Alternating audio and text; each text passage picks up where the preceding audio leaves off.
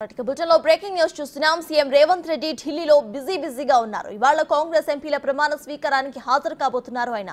ఆ తర్వాత కాంగ్రెస్ అగ్రనేతలతో సమావేశమవుతారు. మంత్రివర్గ విస్తరణపై, రాష్ట్రంలో నామినేటెడ్ పోస్టుల భర్తీపై అధిష్టానంతో చర్చిస్తారు. ఇక కొత్త పీసీసీ నియామకంపై కూడా మాట్లాడబోతున్నారు.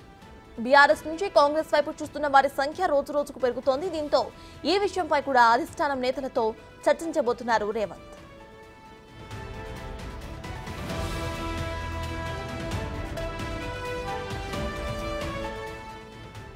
ఇక నిన్న సీఎం రేవంత్ రెడ్డి కేంద్ర మంత్రులను కలిసి రాష్ట్రానికి రావాల్సిన నిధుల గురించి విజ్ఞప్తి చేశారు. రాష్ట్ర అభివృద్ధికి సహకరించాలని కోరారు. మొదట తెలంగాణ కాంగ్రెస్ ఎంపీలతో కలిసి కేంద్ర రక్షణ శాఖ మంత్రి రాజ్నాథ్ సింగ్ తో సమావేశమయ్యారు. హైదరాబాద్ లో రహదారుల విస్తరణ, ఇతర అవసరాలకు 2500 ఎకరాల రక్షణ శాఖ భూములను రాష్ట్ర ప్రభుత్వానికి బలాయించాలని కోరారు. ఇక రావిరాల గ్రామంలోని 2462 ఎకరాల తెలంగాణ ప్రభుత్వ భూమిని ఇమారత్ పరిశోధన కేంద్రానికి సెంట్రల్ గవర్నమెంట్ ఉపయోగించుకుంటున్న విషయాన్ని రాజ్నాథ్ సింగ్ దృష్టికి తీసుకువెళ్లారు.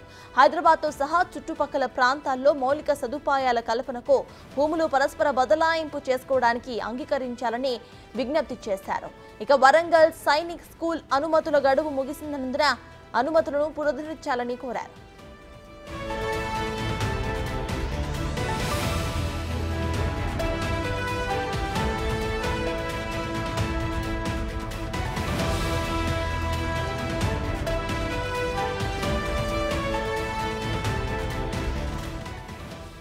ఆ తర్వాత కేంద్ర గృహ నిర్మాణ, పట్టణ వ్యవహారాల శాఖ మంత్రి మనోహర్ లాల్ ఖట్టర్ ను కలిసి నిధులు మంజూరు చేశారు.